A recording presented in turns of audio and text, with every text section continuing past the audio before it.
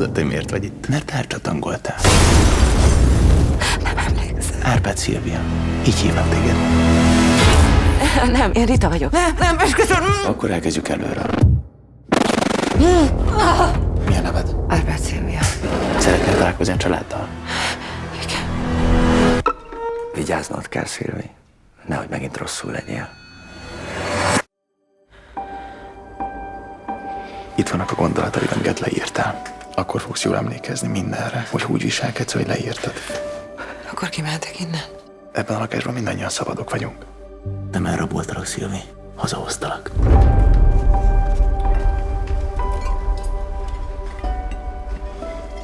Hogy érzed magad újra itthon, Szilvi?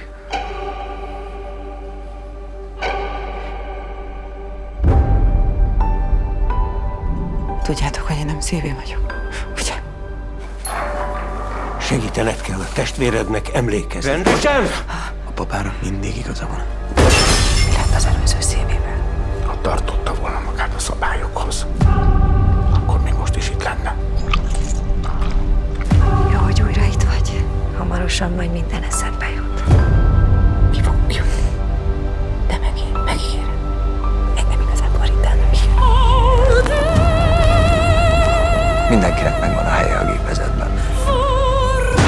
Előteremtjük számodra a biztonságot. És ez így is lesz, amíg elvégzed a feladatod.